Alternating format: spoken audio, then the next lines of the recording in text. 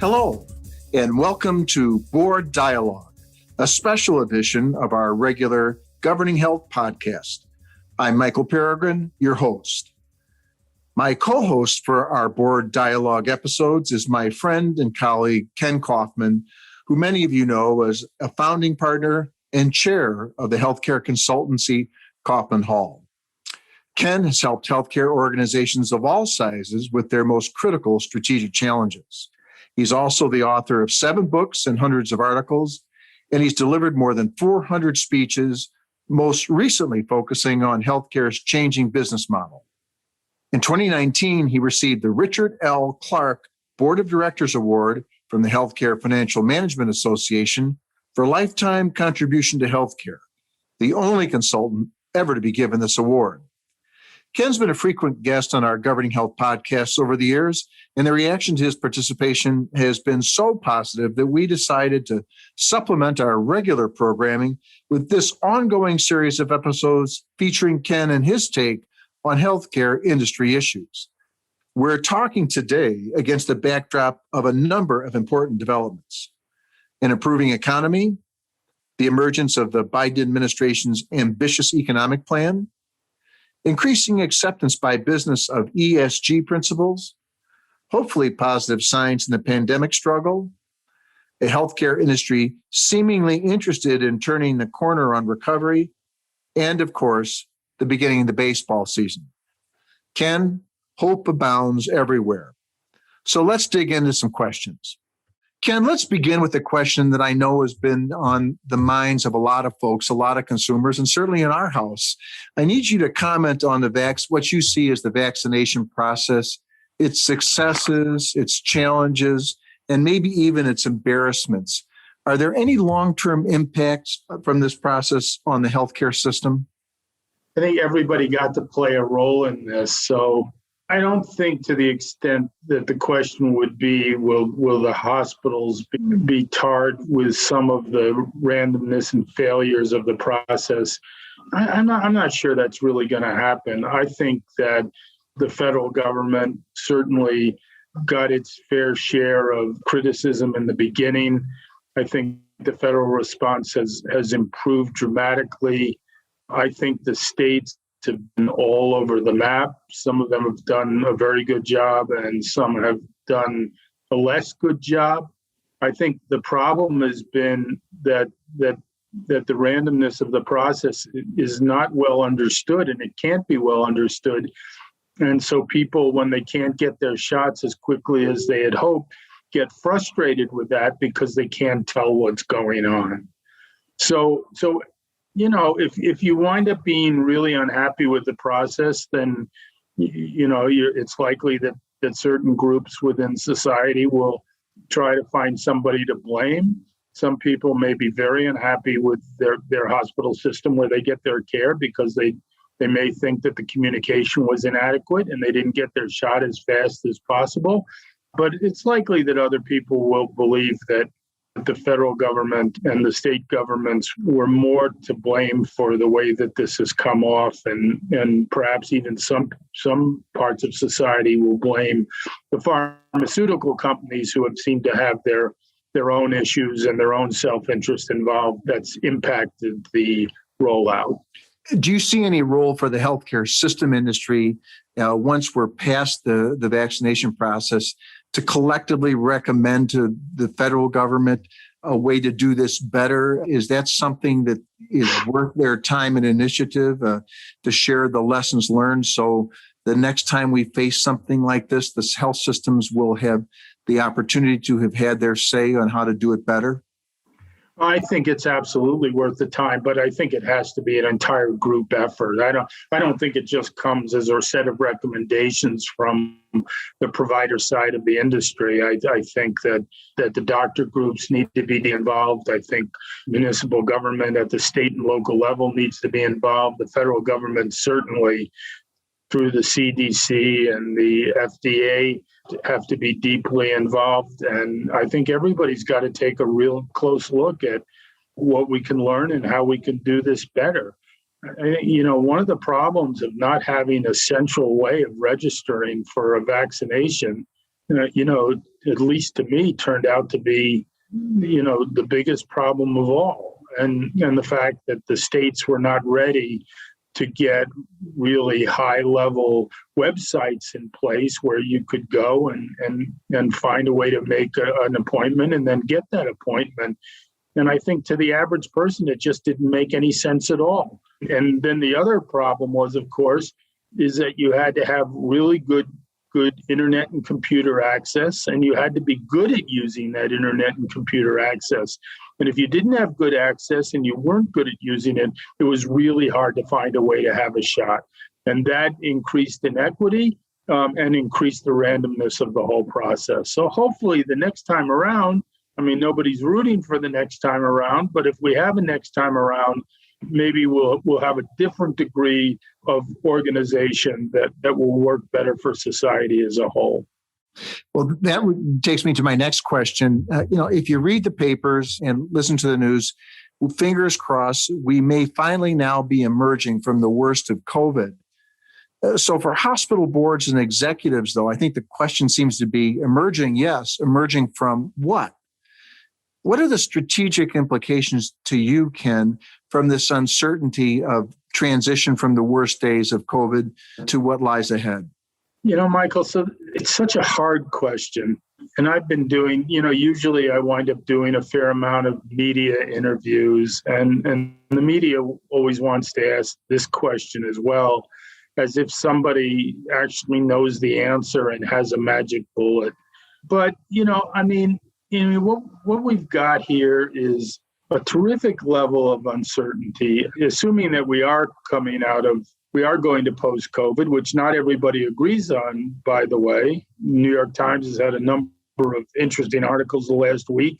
Clearly, the editorial board at the Times doesn't agree that we're necessarily approaching post-COVID. But we just came out with our review of our flash report, our statistical review that we do every month. And let me just give you a few numbers for February.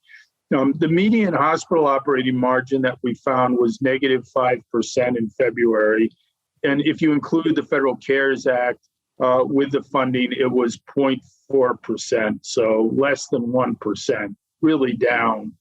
Operating margin has dropped 30.8% year over year without CARES, and has dropped 23.4% with the CARES money. But listen to some of this utilization information as you compare February. Adjusted discharges fell 13.8%. Operating room minutes dropped 6.9%. Emergency department visits dropped 26.8%, which is amazing. Outpatient revenue has declined 5.5%. Inpatient revenue decreased 4.4% year over year. And total expense per adjusted discharge increased almost 20% year over year. So what that suggests is that an awful lot of hospitals across the country are wounded by the entire pandemic. And so the question is, relative to your question, is how wounded, and how, on a post-COVID basis, how do we figure this out? So I think in terms of dealing with the uncertainty, I just make a couple of observations. I think it's really important for boards and management teams to start figuring out where they are. I don't think it's too early, although, I do talk to CEOs around the country who still think it's too early, but I don't think it's too early to get a handle on what kind of organization were you in January of 2020. And now that we're almost in April, what kind of organization are you now? What did your strategic plan look like then? And how disrupted has that strategic plan been? What was your financial status at that point? What did your balance sheet look like? What did your profitability look like? What did your revenue and the direction of your revenue look like? And what does it look like now? And I think it's really important to dive in, not to wait too much longer, and figure out what these critical strategic factors look like, so that you can get an idea of what kind of organization you're going to be post-COVID and what kinds of changes in that organization you're going to have to make, and how you would react to the dynamic economic and cultural changes that are going to happen in our society based on the fundamental position of the organization right now. Do you think there's going to be a pushback on that, Ken? Some people will say, let's slow down on that. The wounds are still too fresh. We need to give ourselves some distance between the worst of COVID and our ability to establish our recovery. This kind of a strategic analysis is going to be a distraction from what we need to do. Yes, there is pushback. We see the pushback. There is pushback. Some organizations still don't feel. They feel that there's sort of the internalities and the externalities. The internalities are taking care of COVID patients, getting people vaccinated and taking care of their staff, and they remain 100% devoted to those internalities. Other organizations feel that, there's got to be some multitasking going on here, that you can't just wait and wait because you might wind up waiting too long and find yourself in a remarkably different competitive position coming out of COVID than you did going forward. But there are definitely three different types of organizations running right now. There are those who really want to wait until they regain their balance. There are those who are sort of like, not really sure, but sort of kind of getting ready. And then there's a handful of organizations who have said, we just have to protect this organization going forward. So we're going to continue to multitask in every way that we can so that when we come out of the pandemic, we'll be the strongest organization we can possibly be. Out of curiosity, what are the traits of those organizations in that last category, or of organizations who said, we're going into fourth gear. We see the opportunity. We're not waiting for our competitors to catch up, pedal to the metal. What are those types of organizations in healthcare? My perception is those are the organizations that have tended to always be very strong operators. So, there's lots of different kinds of hospital organizations in America. Some of them do very well. Some of them do pretty well. Some of them do okay, and some of them don't do too well at all. But if you look at all of the maybe 2,500 real hospitals across the United States, there aren't that many that are actually, that really lean on their operations all the time. But I think the organizations that you described that were in the third category tend to be the operators.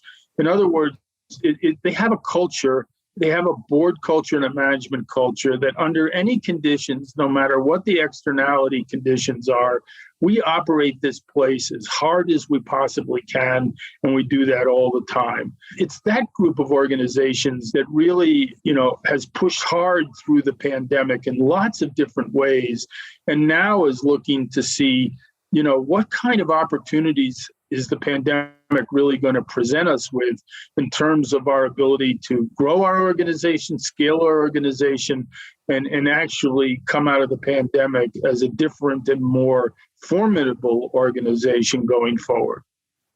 Let's take a look at some of those internalities, as you were mentioning. There's been a lot written of late on the toll of the pandemic, the human toll of the pandemic with respect to healthcare workers and their executives. The mental and physical exhaustion of the healthcare workforce. What are you seeing, Ken, as you check in with your clients, and what should be the board's response to that perceived exhaustion? Well, I think organizations are trying to do a few things. I don't think this list will be exhaustive at all. I think many organizations are really worried about the mental health of their staff. And they've stepped up their ways of connecting with their staff, the ways of asking their staff, how are you? And if you're not doing well, is there anything that we can do for you? I think many organizations have tried to step up and support their staff in different ways, realizing that there could be a lot of problems at home and that people might need some of those problems. Healthcare organizations have many, many women workers. And a lot of those women have kids at home. That's been an incredible stress. Many hospital organizations have tried to figure out how they can support that stress. I know of one prominent organization that even though its financials had been dramatically set back by the pandemic, they gave all of their employees annual bonuses. They said, this is just important. And, they made it pretty clear, we can't really afford this, but we're going to do it anyway. And there's absolutely no doubt that the board at that organization was significantly behind that decision. Well, you're so right about these issues. And I have told clients that the board or the board whose workforce culture committee has not read the annual McKinsey Lean In report about women in healthcare and about how women have suffered to the pandemic. They're not doing their job. It is one of the most significant implications of the pandemic. And you worry that not enough organizations recognize it. Ken, let's turn to really one of the most significant social and economic issues of the day, one that is, I think, on the minds of most thinking people. And that is the decision of Major League Baseball to continue the rule that every extra inning will start with a runner on second base. Your thoughts about that? That's of all the rule changes, that's the one that sort of bothered me least. There's lots of things that remain important in terms of how our society functions, but attention span definitely doesn't seem to be one of them. And so, a lot of people just aren't going to go in for 14, 15, 16, 17, 18 game, innings. And things just can't be the way that you want them forever. That's all I can say. Well, let's talk about something truly new. Ken, as you know, there's a major federal push on corporate ESG reporting, and the new Biden economic plan is expected to go very heavy on climate change-related initiatives and things of that nature. Could you comment on healthcare's role in the social responsibility movement? Do you see them having any impact at all? What are you seeing from health systems in terms of their preparation for social responsibility and ESG, if anything? And what do you hope to see? Well, I think we were just sort of getting started on that. And I have to say, I think that's been stepped back pretty bad by the pandemic. So all corporate and not-for-profit organizations have been impacted by the pandemic, but only the healthcare organizations had to actually take care of patients during that process. Nobody else did. And so, I think that whole movement, which is getting really significant momentum in the corporate world, was really starting to move forward in the not-for-profit healthcare world as well. But I think many organizations had to put that on a little bit on the back burner so that they could do whatever they could to save lives. Make people feel better and get those folks back out of the hospital home as fast as possible. But it's going to be very significant, and especially when you think about what a large portion of the healthcare industry is both not-for-profit and faith-based.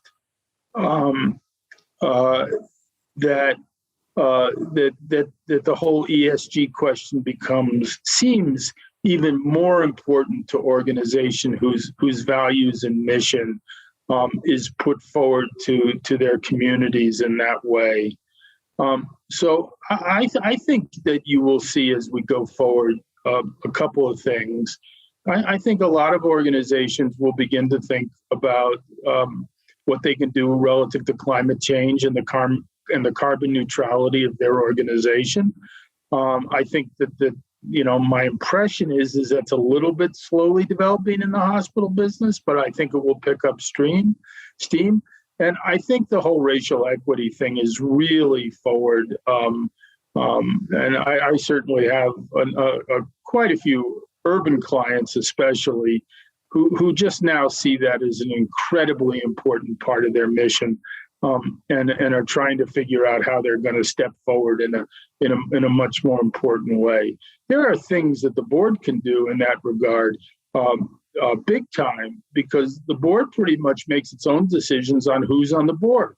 So if you want a more diverse board, then there's only really one set of people who can make a more diverse board, and that's the existing board. And then in addition, the board has very, very significant oversight over who works there at the hospital. So if you want more diversity in the executive suite, the board can make that happen.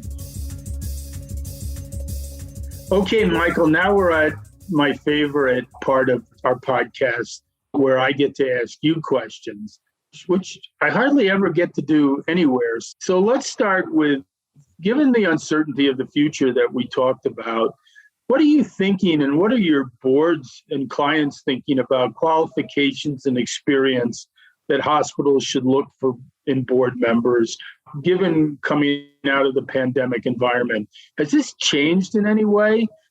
I'm coming around to a view that you expressed in a conversation we had a couple of years ago on the podcast, at a time when I was really hard in favor of the the competency-based board.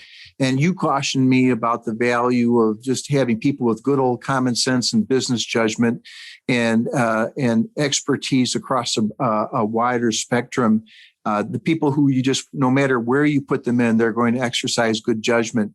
And I'm really coming around to that point, Ken. It's only taken me 3 or 4 years, but I'm seeing that there are so many areas of critical expertise that's necessary to demonstrate in the oversight of healthcare operations, that you'd have 100-person board if you were going strictly for, again, the competency-based approach. So I'm now leaning more in favor of look for the kinds of people who have the quality, the integrity, the expertise, and the diversity across all spectrum, as opposed to trying to get an expert for every area that goes in front of the board. But I will say that that nominating committees really need to be focused on 2 or 3 principal issues as they select their members for the future. One is turnover. They have to be able to drive turnover at the board level. We have to stay away from the stale, male, and pale experience or accusation. We need to be able to make room on the board for those incoming members who demonstrate the diversity that the law and policy and our consumers demand. And if we don't make room for them, we're going to fall far, far behind on diversity goals. So I think it requires a much tougher approach by the board to evaluations, offboarding, and that concept that, look, we're not guaranteeing you a board position for life. You need to produce. The other thing that I would say is critical to the answering your question is we need directors who have the time to do the job. I think that being able to make a career out of board service is great. That's wonderful. Being able to be a community leader and serve on many of the leading boards because of your altruistic spirit or because you think it's great for business development, that's all fine and good, but it doesn't measure up with the kind of attention and engagement health systems need now from their directors. So I think, the key issues have to be, we need to drive the turnover at the board to allow for the necessary elements of diversity that boards must have. And we need to ask from our directors greater engagement. The days of serving on 5, 6, 7 other boards, I think that's history. What do you think? Yeah, so I completely agree with you, and that leads to another question that you really started to frame very well. So one of the things that's popped up in the last 6 months, which is kind of interesting, is a number of questions into Kaufman Hall about compensation for not-for-profit board members. And we've talked to a number of CEOs, very prominent ones, by the way, who feel like that they've just got to pay their board members now because they ask so much of them. And they believe that going into the future, they will continue to ask so much of them. And that they're just, they feel after a while if all of these board members are working for free, that they're asking way more than they think those board members are prepared to give. So, what are you seeing there, and how are you feeling about that trend? I've always been very much in favor of director compensation programs for both for-profit and not-for-profit institutions. I think the concept of charity and the law of charity and the law of not-for-profit corporations absolutely supports appropriately structured director compensation. We're in a seller's environment in terms of finding quality people for boards. I am totally in favor of appropriately structured director compensation arrangements. The challenge is that some people still have an old view of charities. I would say, Ken, as we've looked at this over the years, about a third of the states in their corporate laws allow directors to be paid reasonable compensation for their service on a nonprofit health system. About a third of the statutes say no how, no way, and about a third of the statutes are silent. My deal is look at it, consider it, figure out how you're going to approve it and roll it out. There are plenty of excellent consultants who can come up with reasonable compensation packages. Have at least the dialogue. But I just don't, I understand a philosophy that says, well, we're not for profit and we're charitable and we're just not going to, we just don't feel right compensating directors for their board service. My answer is fine, but don't blame the law in most cases for that. That's your choice. Again, in many states, either directly or again, running it through the Attorney General, you can make this happen. Don't use the law as an excuse for not providing compensation. And I think organizations that don't take this into consideration are going to have trouble in the future. Like you're saying, recruiting the top people. Someone might say, "Hey, thanks for offering me. I don't really need it. I'll donate it back." That's fine. But not to offer it, I think, is a competitive disadvantage. Great. I think it's trending in that direction, by the way. I definitely think it's trending in that direction. So the second question I wanted to ask is really based off of one that you asked me. How do you see how health system boards should prioritize the social issues that are now coming to the forefront of corporate governance? Where do you start? Where do they start? And when do they know that they've done enough? It's an extraordinary governance challenge that we're dealing with right now, Ken. I think issue number one is for the health industry to acknowledge that, yes, these principles of corporate social responsibility do apply to them. The fact that they may be not-for-profit or tax-exempt means nothing to the equation. The concept, the legal principle is that boards and corporations may owe duties or may be expected to serve constituents across a broad spectrum. And I think that's job number one, buying into the concept that corporate social responsibility affects healthcare organizations, even though their principal goal is providing excellent care. The two are not mutually exclusive. The biggest challenge that we're having these days is trying to prioritize amongst the long list of environmental and social challenges, what comes first. And there really is no particular guidance. You can look to what some of the asset managers say and what their expectations are. I think you mentioned one earlier in our conversation that is more obvious to health systems, and that's the climate change consideration in the discussion. I really believe, the question of focusing on gender equality is another critical issue, especially given what we know about the impact of the pandemic on women in the workforce. The broader consideration of racial equity in the delivery of healthcare. I'll tell you one that I think is coming up hard in the outside lane, and that is the whole question of compensation equality, a just wage, pay equity. These are all issues. I think that what we're going to be seeing is where there's a realignment of board committees and a focus by boards in allocating the oversight of these social issues to a particular committee and letting that committee come up with a list of topics they should prioritize as an organization. But I do know this, and that is just saying that we're in the healthcare business and we're providing healthcare to people, and that's enough in terms of social responsibility, that's not going to cut it. I think that answer is entirely on point. Great summary of that situation. And so, lastly, we should talk a little bit about government, especially for those of our listeners who are in blue states. To use an example, the New York State Attorney General, Letitia James, has been getting a lot of attention for her use of government power to hold large companies accountable for issues such as protecting worker rights. What are your thoughts about the role of government in enforcing social responsibility, and what should hospital boards expect from that, and how should they react to it? A couple of things. I think it's, as we all know, the pendulum swings back and forth as administrations change.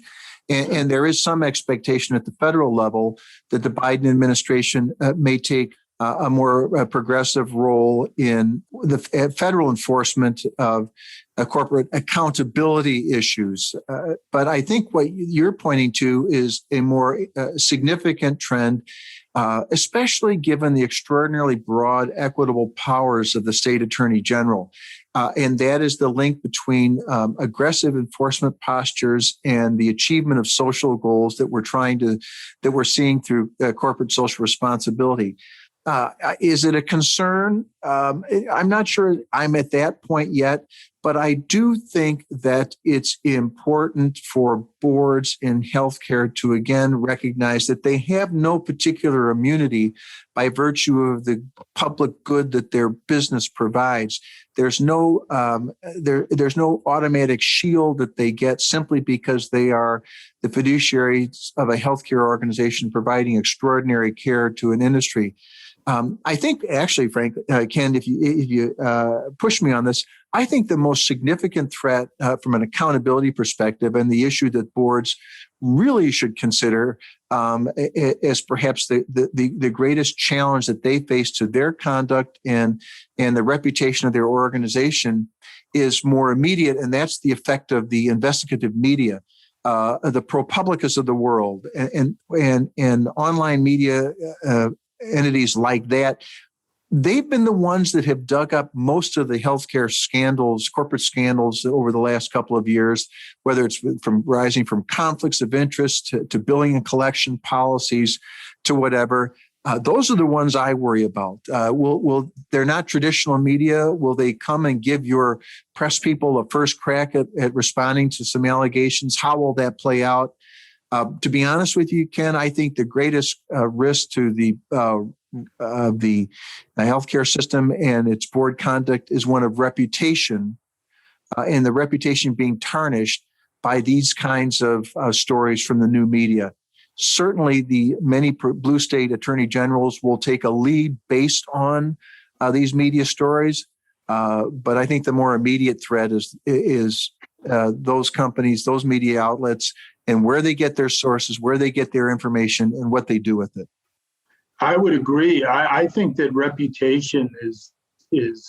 And when you talk about the characteristics that a successful healthcare provider is going to need to have going forward, I think right at the top of the list you can put reputation, because I think that many patients associate reputation directly with a direct correlation to quality of care and quality of doctors and quality of service. And so to the extent that an organization is constantly having its reputation questioned either in the local or national media, I think that's got to have an impact on how well that organization can successfully compete for patients and doctors and nurses and the whole 9 yards.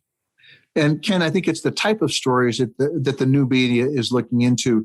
Attorney generals are not by and large prone to go after boards. They're not by and large prone to go after the executives. It has to be It's really a significant set of allegations before they're going to do that. But the new media seems to have no reluctance at all to dig into to the executive suite or the boardroom. It may be because they feel that's what their audience is looking for and looking at. It's more pure scandal type issues.